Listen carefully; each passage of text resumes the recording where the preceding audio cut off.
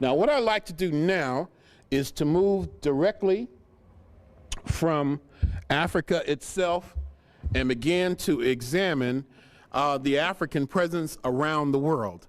The Kalahari Desert, Namibia. I'm here to find an extraordinary ancient tribe of people, the San Bushmen. Our research shows that their distant relatives left Africa and set in motion the family tree of mankind. From them stemmed every color, creed, and nationality alive today. Everything predicted in their blood seems to be written in their faces. It's like looking at a composite model of every face from around the world. The eye shape of East Asians, the high cheekbones of Mongolians, the mid-brown skin that could turn darker or lighter. So the San, also called Bushmen, and these are very ancient people whose history in southern Africa is perhaps 40,000 years old or more, probably older than that. I would suspect more like 100,000 years. Now, 10 or 15 years ago, showing this image, I would have said that that they look like East Asians, like Chinese, like Koreans, etc. But now I would say that East Asians look like them. And there's a good reason for that, because these folk like this are the original people of Africa and Asia, or at least very ancient people. And then we see something very similar with this San woman right here. And this is interesting because it shows that not all black people are dark. Some black people are naturally light-skinned. It has nothing to do with racial intermingling. Again, we're talking about the original man, the original woman, original humanity, black coming out of Africa. The Nile River, which we came down, flows from south to north. See, we came down the river. They came up the river. So when we came down in this direction, we looked at this as the bottom. This is the bottom.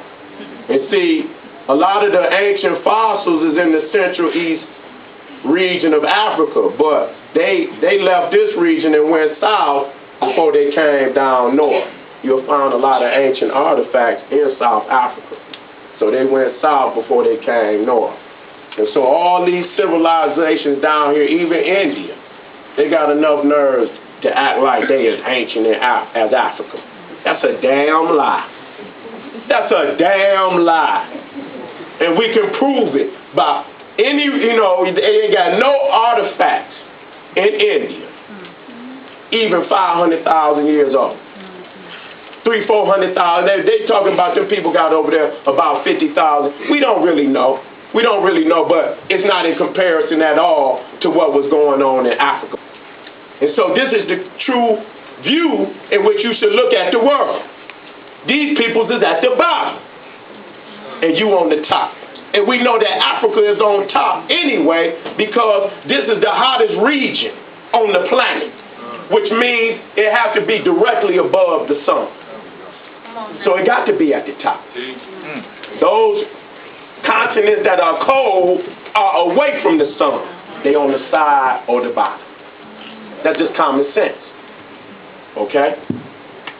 Now, looking at this viewpoint, you're going to see that a lot of our people came, even before they got down to Egypt. They was coming across this ocean, and this is not the Indian Ocean. Okay? You can put whatever damn name in there off of Africa that you want. How the hell the Indian gonna have an ocean? And he stole that land from the nappy-head Buddha. And I'm gonna show you that. You see what I'm saying? And so all of these, see, this is the end of the story. When you start seeing India, Iran, Pakistan, China, you see, this is the end of the story. Now, this is the first world right here. This is the first world, okay? This is the reason you think it's upside down, but it's not. It's top side up. See, because our people came down the river, okay? We came down the river. So Europe and all Upper Asia is on the bottom to our people. That's why when you read Egyptian history, this is Lower Egypt, and up here is Upper Egypt. This is Lower Sudan, this is Upper Sudan, because they're considering this the top, okay, when you do your research. And so our peoples was I'm going to deal with the monsoons. You got the moms in India. See, those are those wind currents. And I'm going to show you the months where it blows towards India. Okay? They blowing hard, too. So you can bring large commodities during these times, and then for 4 or 5 months, they switch and go back to Africa. So our peoples was coming, this is what you call the southern hemisphere. And our peoples was coming across these oceans tens of thousands of years ago. You know, coming into Australia, coming into what you call Indonesia, coming into, you know, what they call the Polynesia and all these crazy ass words, just to keep from calling it African people. Okay, this is right side up for people just can't take this way. They say, God damn it, I don't want to say it. I know what you're talking about, but in case you need to see it this way. Okay, and so again, the monsoons is coming up the Mozambique Channel, and they blowing all through here, what they call the Arabian Sea, and if you put any boat in it, it's going to land you right into India, automatically. And if you come low enough, it'll shoot you up under and come over here into the Bay of Bengal. These are the monsoons, the winds in July, okay, and it's showing you the winds that's blowing all through here, okay? And so these Africans was coming over here a long time ago, family. We talking about we talking about 10,000 years before the white man even showed up. We was always, so this was Kush. So when you hear Nagar, which this is Naga land, but I'm going to show you where it's all throughout the culture. The Twa, and that's where the Twa stay at. The little short, which y'all call, what the Western world call pygmies. This is where they stay, most of them stay at right now today, the rainforest. They was the first one that gathered the medicine. They was there for hundreds of millions of years. This is where they was. And these was the little Twa and the San people. You know them, they call them Bushmen. They got that real short, tight, curly hair, and they got slant eyes. And they was the first two types that went out all over the world. The Chinese with the slant eye, they come out of the Bushmen. Okay, and so the woolly head types was all through this area. Now, you can see the techniques. This is at Angkor Wat, and I'm going there, and that's Angkor. Angkor. You can hear the words. You can hear them. And see, when you're looking at this type of technology, this is over thousands of years of development. You can't do this in a day. So just like if anybody in the world want to take architecture, there's only so many schools. Like a skyscraper downtown, there's only so many schools that can teach you how to build skyscrapers. It's the same with this. These people had to go to school to learn how to carve like this. There's no doubt about it. And so what schools was on the planet at that time still teaching people how to carve stone like that? And you can see right here, this ain't solid. This solid. This got splits in it. See, they can piece that together. That ain't even solid. You can see the cracks of it. That's not solid. So it's as beautiful as it is. We honor our brothers and sisters in Asia that built that, but it still can't compare to Egypt. Egypt is our greatest performance as a people. When you want to show the greatness of Africa, you take them straight to Egypt. Now you see how you got the colonnade, you got these statues that lead all the way down to the temple. You got this long, and this is almost like the church. It's oblong. You ain't just walk up to the door, you got to walk down what they call the nave. You got to walk down to, and this one road led down to the temple of Karnak. This is the temple of Luxor. So this is 1.5 miles. And these hormatics, which they call sphinxes, is that long. This was the longest, they said this was the most grand walkway in the ancient world. And when you come to Angkor Wat, it's aligned the same way. Let me go on this side. You see, right here, they got the sacred lake. Just like at Karnak, they got the sacred lake. You see right here, but these is Nagars. Okay? But here, they got the hormati. Okay? The reform act. This is Karnak. And here you see him holding the Nile. This is divine in Asia. Another thing that you should recognize, this is an Egyptian priest. You can see right here where they got the bald head from the Egyptian priest. I'm going to keep showing you, because all this shit is far beyond coincidental. This is an Egyptian priest.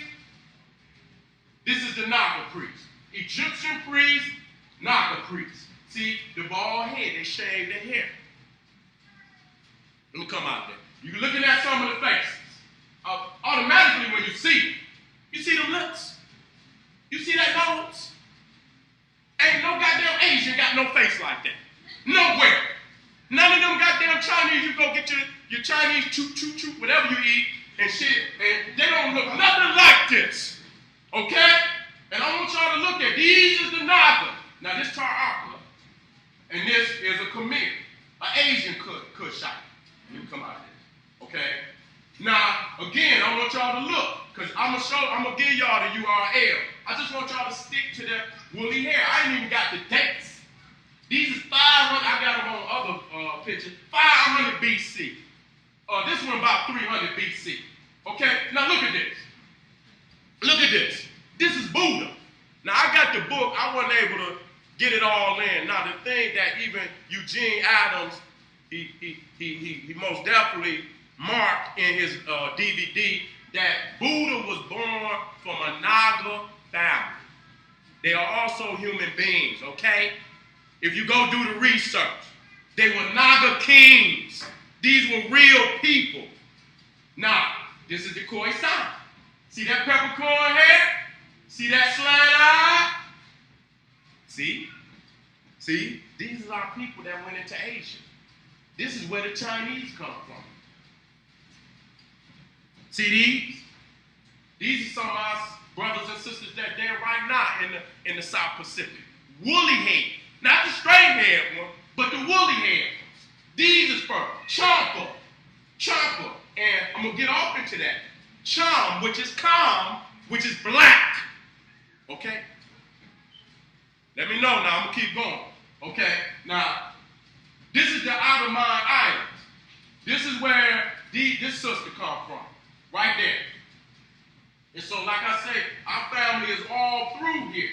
But when the Europeans and the white Asians came on the scene, they pushed the majority of our people and killed them. His murder went on all through that area. And that's a Naga. Coming out of Naga land. So I want y'all to see that. And this is An's woman. And this is right here, the Outer Mine Island. She's from there. So these ain't the straight, the dark-skinned Indian types with the straight hair. These is full-blooded African people. Okay? These are the original Nagas. Okay? Y'all need to get that shit through y'all head. Now this image takes us to another part of Asia, and one of my favorite places in Asia. And of course, this black woman is from Cambodia. And specifically, she is called an Apsara. You spell it A-P-S-A-R-A. And she adorns the temple walls of the largest temple complex in mainland Southeast Asia. That temple complex being Angkor Wat. And this is what the images on the outside of the temple look like. Black women with what we would today call locks or braids, big, beautiful lips made for kissing, and the nose is knocked off. And again, this is very similar to what we see in ancient Egypt. We'll have to do a presentation at some point that focuses on the missing noses of African people. This image also is in Angkor Wat Temple, but instead of the outside walls, this is in the Holy of Holies. This is the innermost sanctuary of Angkor Wat Temple. And this is a bodhisattva. This is a person who has received or who has achieved a state of enlightenment similar to the Buddha himself. But a bodhisattva is different from a Buddha in the sense that the bodhisattva has chosen to remain among the world of men and women to help others achieve enlightenment, achieve nirvana. And here you can see a coal black image with happy to be nappy hair and Africoid features. And this is how the deity is worshipped in Cambodia. This is my actual photograph. You can go there and you can see Buddhist nuns and Buddhist monks prostrate themselves before this deity. This is one of my favorite images from Southeast Asia, if not the world itself. And this image is again in Cambodia, I would say perhaps 10 miles from the Angkor Wat Temple. This is the entrance to an ancient city in Cambodia built by a group of people called the Khmers, who adored their beautiful black skin, burnished bronze skin they call it. The city is called Angkor Thom, not Uncle Tom, but Angkor Thom. And I took this photograph myself. Now, and again, this is another really important image for me, Runoko Rashidi personally. This is an image of the Buddha from Vietnam, and this one is in a special museum in France called the Musée Guimet. This museum is devoted to nothing but Asian artifacts. And this is an image of the Buddha, I think from the 8th century AD. And I like this image so much that when I go to France and when I go to this museum, I actually come and speak to this image. When I see these images in the museums, it's as though I'm greeting old friends and family members of mine. Indeed, I think I'm an old soul too. But it gives me just tremendous pleasure and a sense of serenity to be in the presence of these images. Now, with these images, this next sequence, we look briefly at the original men and women of Southeast Asia. For example, this is an image of a black man from Vietnam. This is an image of a black woman and her 2 children in Malaysia, and specifically northern Malaysia. I hope to visit Malaysia in 2007, and this is just across the border. These are images of a black woman and her child in southern Thailand. So these are the original people in that part of the world. And then this one, of course, takes us to the Philippines. And all of these black populations, short in stature, make up the original people in that part of the world, and they are slowly disappearing. They're being absorbed into larger populations. It's interesting, too, that the last Miss Filipino, or Miss Philippines in the beauty pageant, was a black woman of short stature just like these. These people are commonly called negritos or eta. These are pejorative words. The word negrito is a word introduced by the Spanish, which simply means little Negro. The word eta is a Tagalog word. The Tagalog are the majority population of the Philippines today. It means filthy. We call them Acta, A-G-T-A, and that's what they call themselves. And the word basically means simply the people, as if they were the original people. They are very clear about who they are and what their history is in the Philippines. And here you find from the Shang dynasty in China an image of a tiger holding a black child. This is made of bronze. This is in the Chanucci Museum in Paris. This museum in Paris has nothing but Chinese artifacts. I have to give Europeans great credit for one thing, if nothing else. They stole a lot. You know, they are thieves par excellence. And it's amazing there are any artifacts left in the countries of origin. This is in the Chanucci Museum in Paris. This is called the Tigress. And it's an image of a tiger, bronze, Shang dynasty, the first dynasty in China, protecting a black child. You can look at the features there. They do not represent the features of the Han Chinese. This is from east of China. Of course, this is an image from Japan. This is an image of Fudo Mayo, F-U-D-O, Mayo, M-Y-O. And the name means the immovable one. And Fudo Mayo is one of the 5 wisdom kings in Japanese mythology. He is patron deity of the samurai, the aristocracy of Japan. There are 2 proverbs that have been used to suggest an African presence in Japan, a black presence in Japan, used by no less than the great Dr. Sheikh Anta Diop. This is also from Japan. This is an image of the Buddha. Of course, the story is the Buddha got his tightly curled hair like that. In fact, some people would even tell you that that's not the Buddha's hair. Those naps, those kinks, those knots on his head that seem so obvious to many of us. I was told at a museum in Los Angeles that the reason the Buddha has hair like that is because it was very hot one day. He was sitting under the Bodhi tree, and to protect him from the sun, these snails crawled up on top of his head. Now, I'm the sort of person that doesn't take anything lightly. I went to India. I went to Bodh Gaya. I found the Bodhi tree. I sat under the Bodhi tree for the better part of a day. None of those snails crawled up on top of my head. Perhaps I'm not as pious as the Buddha, but I wanted to test that theory. And even if there were snails on top of his head, I don't know how that would account for the black skin. Maybe he got sunburnt being under the sun, but he also got a big nose. He got wide cheekbones, or what I think Dr. Robinson calls, I think he refers to majestic lips and nose or something like that. The great Dr. Edward Robinson that I've had the privilege to be with this afternoon in Philadelphia. You see, even there, that's small. That's on top. That ain't, that's just more of a building with a small pyramid-like structure on the top. See, they ain't even got that excellent architectural knowledge no more. They still know the science, but it's digressing. You see? But that's our people. And that's a real statue of an Asian with woolly hair, not the straight one. See? But then, see, that messed up your yoga time. Because y'all say they know all of this science. And we can show where they usurped our woolly-haired brothers. Pushed them down into the islands, committed genocide on them, and called them the untouchables. And so, see that right there to the right, that's a Kushite in India. See, that's a Buddha. See that woolly hair? They preceded them straight hair ones there. This is the original African of Asia. Okay? And then everybody looking at the little one at 7-Eleven thinking he's the Indian.